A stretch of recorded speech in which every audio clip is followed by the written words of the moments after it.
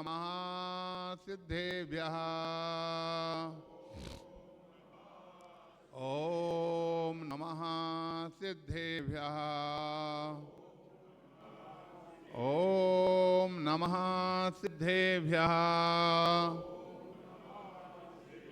यदर्चा भावेन प्रमुदिते मनः दर्दुरेह क्षणा दासी स्वर्गी गुण गण समृद्धा सुख निधि लभन्ते सद्भक्ता शिव सुखी समाजं किमु तदा महावीर स्वामी नयन पथगामी भवतु नः।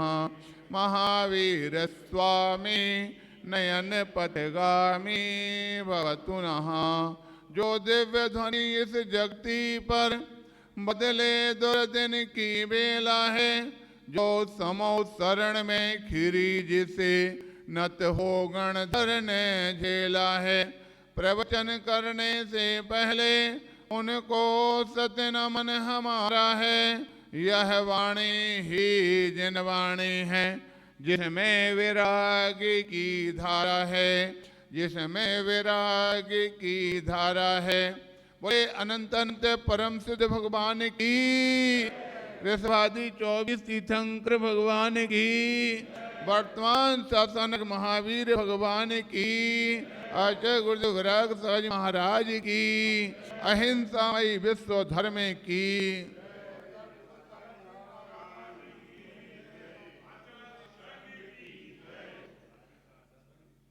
प्यारे बंधो, 4 लाइनों बहुत अच्छा कथन किया गया।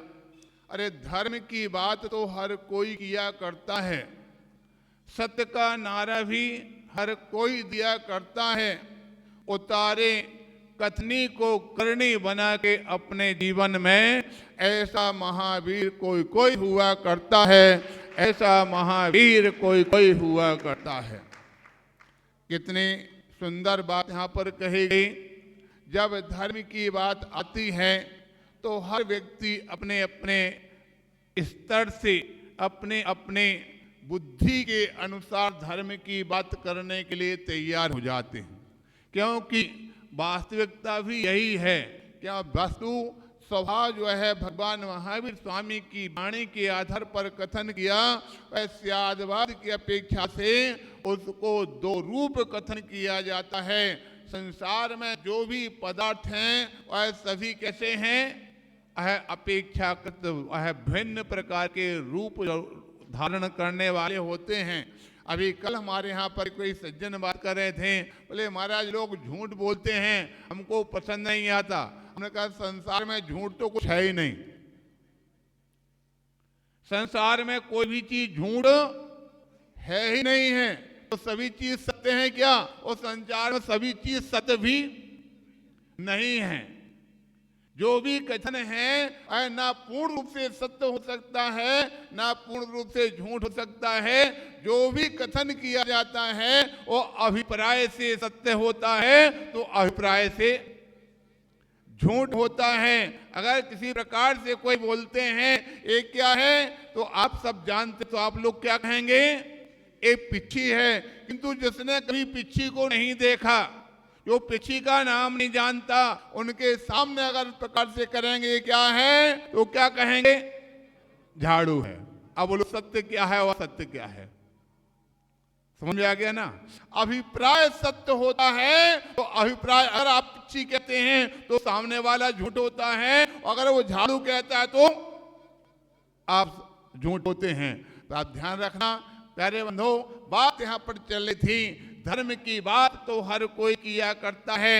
अब अगर आपसे बात करते हैं जो धर्म के जानने वाले हैं, जो शास्त्रों को पढ़ने वाले हैं, शास्त्रों को सुनने वाले हैं, उनसे जब धर्म की बात करते तो उनके धर्म में भी बहुत सारे अंतर पड़ जाते हैं। उनके धर्म में कितना अंतर आता है। सबसे पहले आचार्य कुंद स्वामी से जब बात करते हुए कहते हैं वस्तु स्वभावो धम्मो, बोले वस्तु का स्वभाव धर्म है। दूसरी ओर अगर आपसे कहते हैं धर्म क्या है, तो आप कहते हैं पूजन करना, धर्म भगवान की भक्ति करना, दर्शन करना, ये हाँ धर्म होता। समझ में आ गया कि नहीं? किंतु यहाँ से जब बाहर निकल करके जाते हैं तो आपके जैसे लोगों से कहते हैं धर्म क्या है, आप कहते हैं भाई हमारा तो घर में दुकान चलाना, अपना व्यापार करना धर्म है। और महिलाओं से बात करते, महिलाएं कहते हमारा तो, बच्चों से कहते हैं हमारा पढ़ना धर्म है, और सर्विस वालों से कहते हैं तो हमारा, कर्मचारियों से कहते हैं बोले हमारा ऑफिस का काम करना। कितने सारे धर्म हैं। इस बात को लेकर हमारी वो घटना याद आई। एक बार किसी स्थान पर एक जगह मेला लगा हुआ था। मेले में एक माँ और बेटा वहां पर घूमने के लिए गए। और मेला तो आप सभी जानते हैं, मेला तो मेला ही होता है, धक्का मुक्की होती है और उठा पटक होती है। और माँ मेला जब चला रहा था, एक माँ और बेटा था वो आपस में बिछुड़ गए। छोटा सा बच्चा माँ को खोजता फिर रहा था। किसी व्यक्ति ने उसको पकड़ा, जा करके थाने में पहुंचा दिया। थाने में अनाउंसमेंट होने लगा, भाई देखो यहाँ पर किसी का बच्चा खो गया है, जिसका हो अपने बच्चे की पहचान करके ले जा सकते हैं। बार बार ऐलान हो रहा था। बच्चा इस प्रकार से चीख करके बोला पुलिस वाले के लिए, अनाउंसमेंट करने वाले के लिए, अरे तुम लोग पागल हो गए क्या?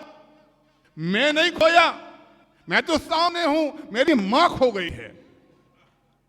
बोलो सत्य क्या है और असत्य क्या है? बच्चा कहता मैं नहीं खोया, और दूसरा सामने वाला वो वाला बोले इसका बच्चा खोया है। क्या सत्य है और क्या? ध्यान रखना, इससे सत्य है वस्तु का जो है सत्य क्या होता है और असत्य क्या होता है। तो अभिप्राय से सत्य होता है, अभिप्राय से ही झूठ होता है। बच्चे की बात चली थी, वो ले जा करके पुलिस वाले जाते हैं, एक किसी गेट के पास जाकर के बैठते हैं और जाकर के देखते हैं बहुत सारी महिलाएं निकल रही थी। वो बार बार कहता है ये तेरी माँ है, ये तेरी माँ है। हजारों महिलाएं निकलने के बाद भी बोले यार माँ खराब हुआ, इतनी सारी महिलाओं को दिखा दिया फिर भी अपनी माँ को नहीं पहचान पाया।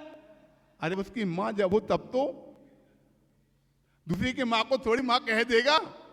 अंत में हार करके उसने पूछा, अच्छा बता तेरी माँ कैसी है, लंबी है कि ठिनगी है, मोटी है कि दुबली है, गोरी है कि काली है? इस प्रकार से बोला, हे भगवान इतनी सारी माँ, नहीं नहीं इतनी सारी मेरी माँ तो एक है। समझ आ गया कि नहीं आ गया? तो धर्म की बात कर रहे हैं, कितने सारे धर्म होते। धर्म तो एक है, अखंड है, उसके कोई रूप नहीं होते हैं। फिर इतने सारे धर्म के रूप कैसे बन गए?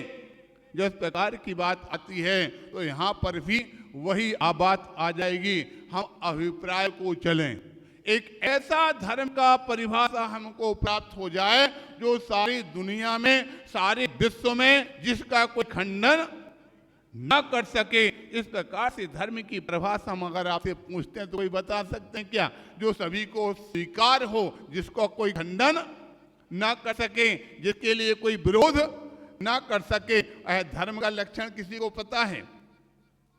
जिस प्रकार की बात आती है तो आचार्य भगवंतों ने एक छोटा से सूत्र में बता दिया, बोले कर्तव्य में वो धर्म।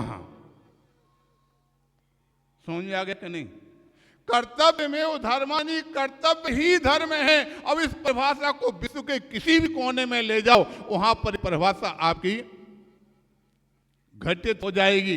इसमें कहीं पर कोई परिवर्तन नहीं आएगा।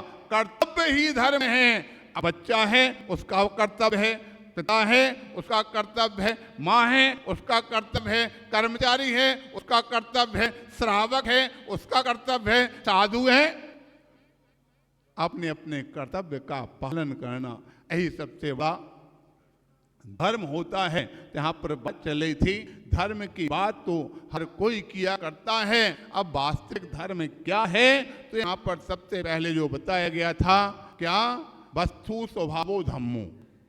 आचार्य कुंदकुंद स्वामी ने पूरा का एक श्लोक दिया, गाथा दी।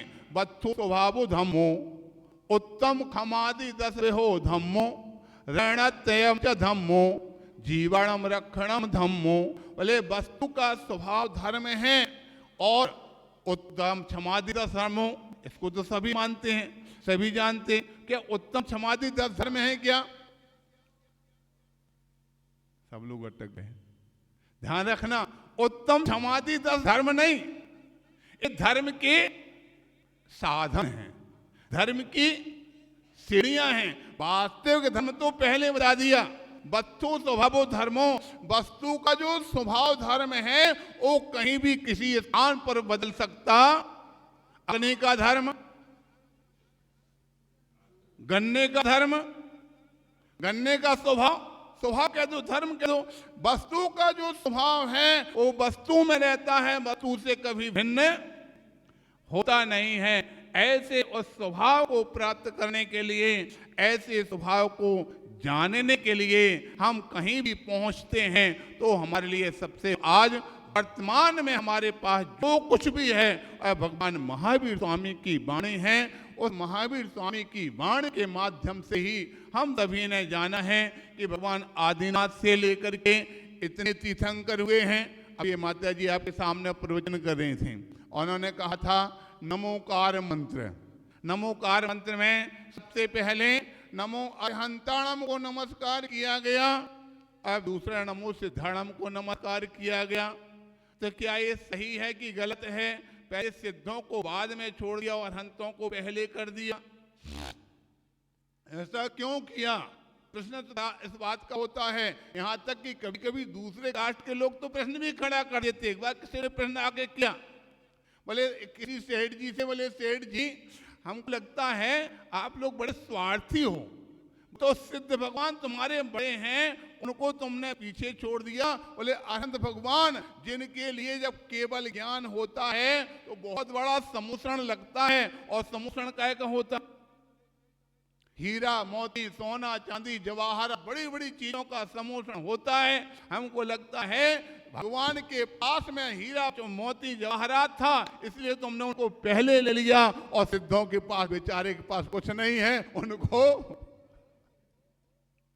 जब प्रकार की बात कही तो सेठ जी ने भी अपना जैसे के लिए तैसा उत्तर दिया। तो जाकर के बोलते, अरे भाई हमको लगता है तुम्हारे जैसे ना भिखारी जो लोग होते हैं ना, भिखारियों की दृष्टि हमेशा कटोरे पर रहती है। भिखारी की दृष्टि कटोरे पर रहती है कि किसने क्या क्या डाला, किस प्रकार से हुआ। ध्यान रखना ये बात नहीं, अरे हमको मालूम है हमारे अरहंत भगवान के पास सब कुछ है, लेकिन हमारे जो है अरहंत भगवान को हमने सबसे पहले इसलिए नमस्कार किया क्योंकि आपने पहले सुन के नमो का मंत्र कब से, अनादि काल से हैं। हमको पता है क्या, कभी किसी ने देखा है सिद्ध कैसे होते हैं? सिद्ध को किसी ने देखा है क्या? देख सकते हैं क्या? अरे सिद्धों को तो हम देखना तो देखा है ना देख सकते हैं। हमको सिद्धों का ज्ञान अगर हुआ तो किससे हुआ? अरहंतों ने हमारे लिए ज्ञान किया, तो हमारे प्रथम गुरु कौन होंगे जिससे हम शिक्षा प्राप्त करेंगे? कोई व्यक्ति सबसे पहले हम तो प्रणाम उन्हीं को करेंगे। आज इस प्रकार से तो समय उन्होंने कहा कि सबसे पहले शायद दुनिया वालों के यहाँ पर बोले हमारे भगवान अरहंत हैं, उनके पास में सब संपत्ति है, सभी प्रकार का सम्मोषण इतना हो, सब कुछ लगा हुआ होता है, लेकिन हमारे भगवान जो होते हैं ना वीतरागी होते, बोले इतने वीतरागी होते हैं कि वह सब पूरे सम्मोषण को कभी छूते भी नहीं है। और जब उनका मोक्ष होता है ना, मोक्ष होता है तो सारा का सारा सम्मोषण यहीं पर पड़ा हुआ छोड़ जाते हैं, और हम लोग जाते हैं और सारी संपत्ति बटोर करके लेके आ जाते हैं, इसलिए पैसे वाले होते हैं। बोले और आप, बोले आपके जो है भगवान जब मोक्ष जाते हैं ना, उससे हम जाते हैं अपनी सारी संपत्ति साथ ले जाते हैं, यहां तक बीवी बच्चों को भी। खैर जो भी हो, यहाँ पर नमोकार मंत्र में अरहंतों को नमस्कार किया गया, लेकिन दूसरी ओर आचार्य ने इस प्रकार से भी कहा है कि नमोकार मंत्र का जो पाठ है वो जरूरी नहीं कि आप नमो अरिहंताणम नमो सिद्धाणम से प्रारंभ करें। नमोकार मंत्र पढ़ने की 3 प्रकार की विधियां बताई। कौन कौन सी? सबसे पहले तो है पूर्वानुपूर्वी। पूर्वानुपूर्वी का तात्पर्य जो आप लोग पढ़ते हैं। दूसरा है पश्चातानुपूर्वी। पश्चातानुपूर्वी का तात्पर्य पश्चात बाद पीछे से शुरुआत पढ़ करें। नमो लोये सब साहुणम, नमो उवाध्यायाणम नमो आर्याणम नमो सिद्धाणम नमो अरहंताणम। बोले इसमें तो सब साधु को नमस्कार कर दिया। तीसरी याथा तथ्यानुपूर्वी, बोले कहीं से भी पढ़ सकते। नमो आर्याणम से पढ़ लिया, नमो आर्याणम उवाध्यायाणम नमो सप्ताणम नमो अरहंताणम नमो सिद्धाणम, ऐसा भी पढ़ सकते हैं। तो इस प्रकार से अब कौन आदि हुआ और कौन अंत हुआ, इससे सिद्ध होता है कि कोई आदि, अगर आप कहते हैं अरहंत आदि हैं, तो दूसरी ओर कहा जाएगा तो सबसे बड़े अथवा सबसे पहले नमो लोए सब साहुड़म से प्रारंभ किया गया।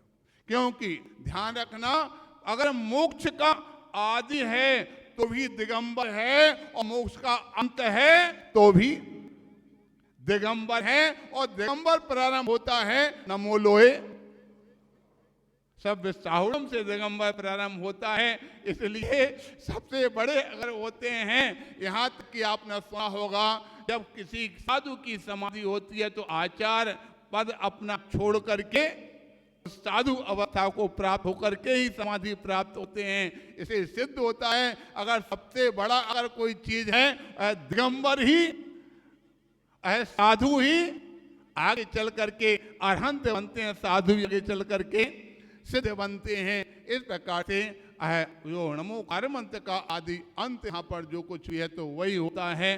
मेरे बंधो, आज हम लोग वहाँ पर वास्तविकता में तो अपना कार्यक्रम जो विनम्र सागर जी महाराज के संग में दीक्षा समारोह का था, बार बार उनके यहाँ हमारे पर आग्रह पहुँच रहा था, महाराज आपको यहाँ इंदौर में जितने भी संघ हैं सभी संघों में सबसे आप वरिष्ठ और ज्येष्ठ हैं, आपको यहाँ पर अवश्य पधारना है। ठीक है, जो है देख लेते हैं। वहाँ पर कार्यक्रम में जब वहाँ पर पहुँचे तो भावना बनी कि यहाँ आसपास में जितने भी जिनालय हैं सभी जिनालयों का दर्शन करते हुए फिर लौट के वापस पुनः अपना जहाँ पर वर्षा योग हमारा स्थापित हुआ था उसी ओर बढ़ना है। तो यहाँ पर सबसे पहले विजयनगर में वहाँ पर दीक्षा समारोह के कार्यक्रम के पश्चात वहाँ से सबसे पहले तुलसी नगर वहाँ का दर्शन किया। वहाँ से अगर कल सुखलिया का यहाँ पर दर्शन करते हुए आज तीसरा दिन का यहाँ पर किलर के कॉलोनी के लिए यहाँ पर आना हुआ। इस किलर कॉलोनी का नाम हमारे दिमाग में पहले से चल रहा था, क्योंकि आप हमारे यहाँ पर देख रहे हैं हमारे गुरुदेव विराग सागर जी महाराज का संघ है। हमारे गुरुदेव विराग सागर जी महाराज एक सागर थे, उन सागर की लहरें आप देख रहे हैं पूरे इंदौर में आज चारों तरफ फैली हुई हैं। और खाली इंदौर ही नहीं, पूरे भारत देश में चारों तरफ जहाँ पर भी होते वहाँ पर लहरें पहुँच करके अपना सभी भव्य जीवों के लिए धर्म की शिक्षा, धर्म का ज्ञान प्राप्त कर रहे हैं। वह एक बट वृक्ष के रूप में हमारे गुरुदेव थे। उन्होंने इतने प्रकार से अन्य वृक्षों को उत्पन्न किया कि वह पूरे देश भर में सारे भव्य जीवों के लिए धर्म की छाया प्राप्त करा रहे हैं। हमारे साथ में आरिका माता जी, विदग्धा श्री माता जी, जिनको हमारे गुरुदेव के द्वारा ही दीक्षा दे करके मार्ग पर बढ़ाया। साथ में दूसरी माता जी यहाँ पर कहते सुबंधन श्री माता जी, जो हमारे गुरुदेव की द्वारा दीक्षित, गणनी आरिका बिंद श्री माता जी के द्वारा दीक्षित हैं। दोनों का यहाँ पर वर्षा योग चल रहा था। बार बार सुनने में आता है किलर कॉलोनी में माता जी का चातुर्मास, किलर कॉलोनी में माता जी का चातुर्मास चल रहा। तुमने कहा चलो ठीक है, इन बहाने से दोनों काम हो जाएगा। मंदिर में यहाँ पर आकर के दर्शन लाभ भी हो करेंगे और साथ ही साथ वहाँ पर एक साथ दोनों होते हैं। पहले पुनः वही बात आ गई, श्रावकों के लिए संतों का दर्शन और संतों के लिए भगवंतों का दर्शन प्राप्त होता है, दर्शन का लाभ प्राप्त होता है। इस प्रकार से यहाँ पर चल करके हम लोगों को यहाँ पर आना हुआ।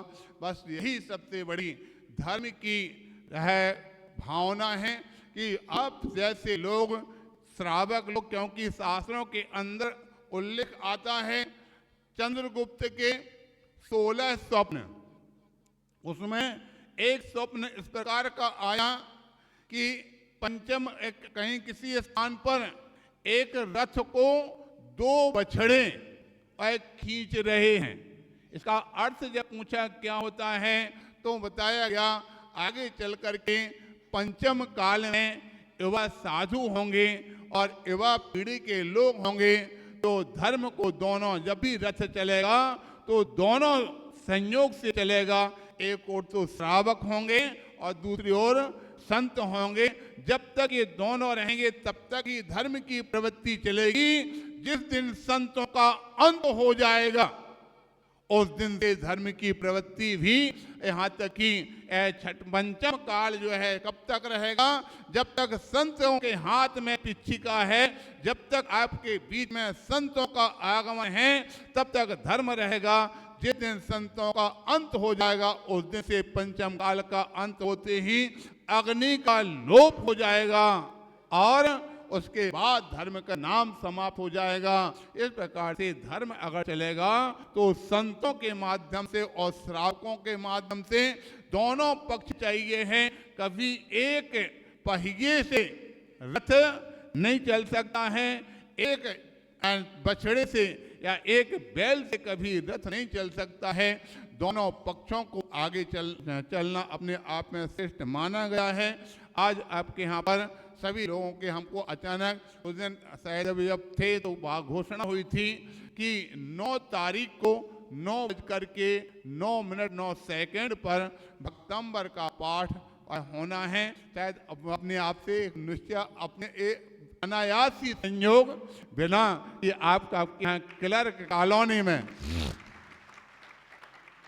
इस सभी के साथ में बैठ करके कल का जो भक्तंबर पाठ का यहाँ पर ये बात हुई, भक्तंबर पाठ का यहाँ पर पाठ हुआ, बहुत अच्छा। कम से कम धर्म का कहीं भी किसी स्थान पर हमारे गुरुदेव बोला करते थे कि संसार में धर्म एक ऐसा लड्डू है, धर्म एक ऐसा लड्डू है, उसको जब खाओ तब आनंद देता, जहां से खाओ वहां से आनंद देता।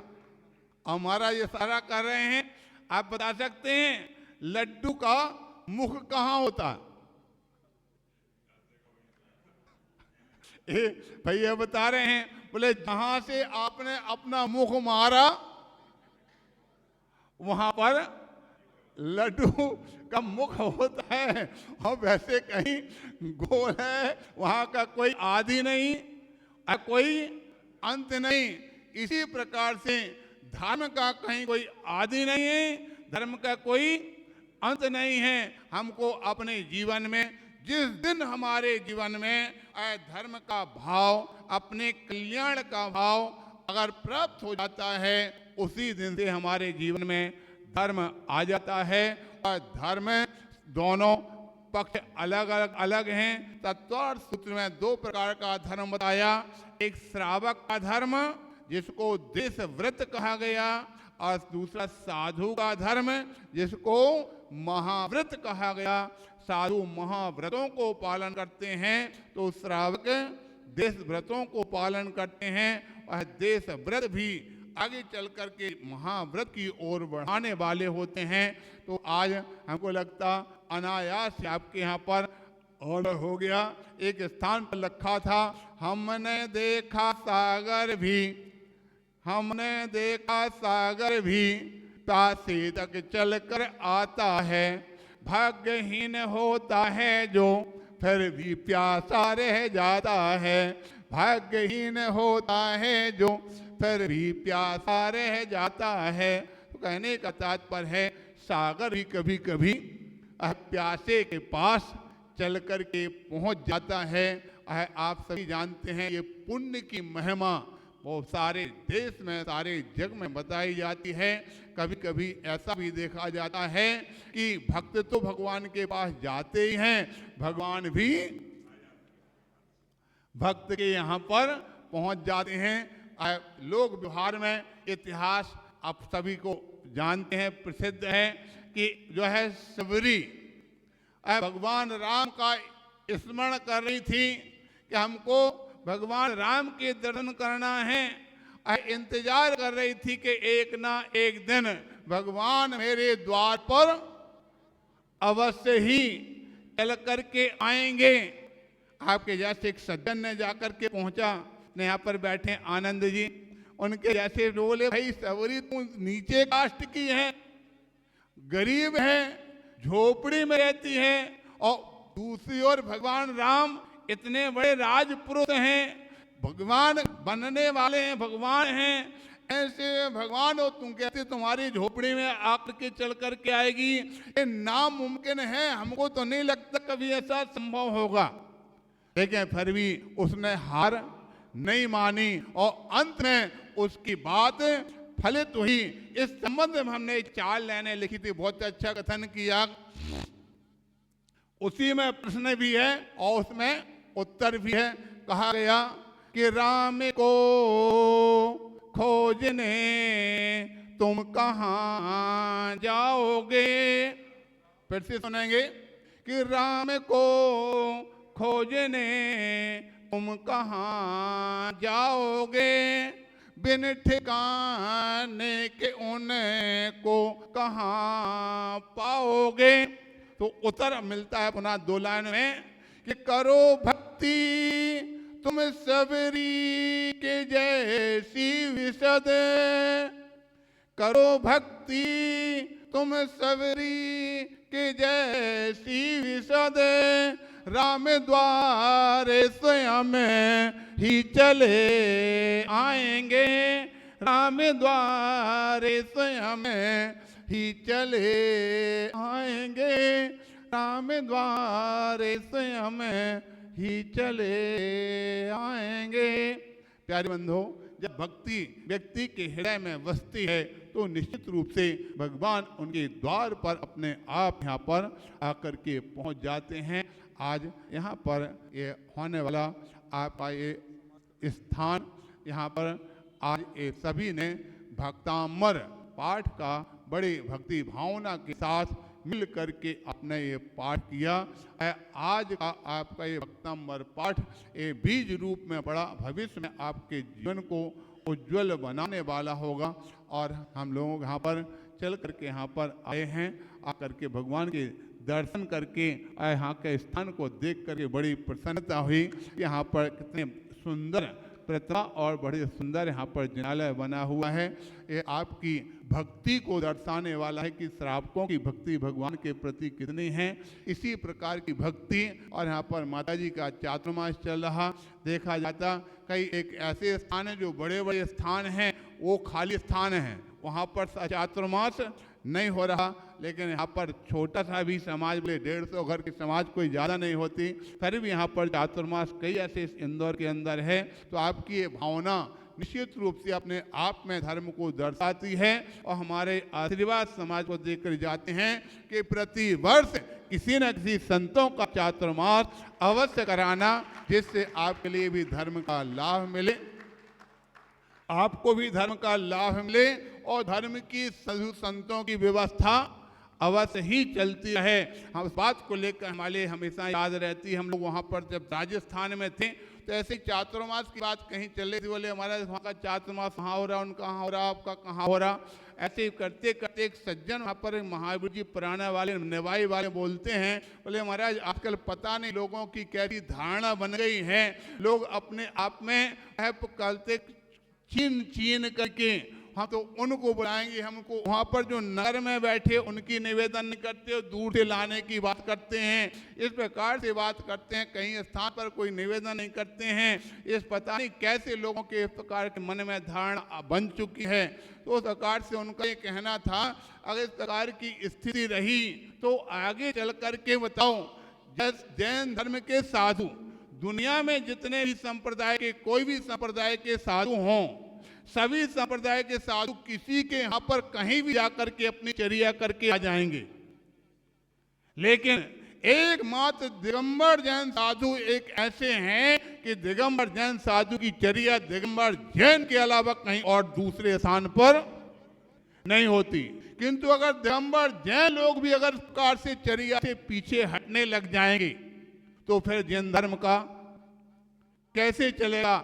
इससे सिद्ध है कि आपके जैसे लोग आपने अपना बहुत बड़े प्रशंसनीय आदर के पात्र हैं कि आपके नगर में माता जी का ही सही आपने भावना बनाई और वर्षा योग यहाँ पर कराया। इसी प्रकार से आप भी आगे बढ़ना, सारी दुनिया के लोगों को प्रेरित करना कि कभी भी किसी नगर में कहीं साधु संतों का चाहे पिच्छीधारी, आपको तो पिच्छी देखना है, जिसके हाथ में पिच्छी है वो हमारे जीवन में हमारे धर्म के आयतन हैं, वो हमारे गुरु हैं, उनका हम यहाँ पर आदर सत्कार, उनकी चर्या परिचर्या कराना हमारा कर्तव्य है।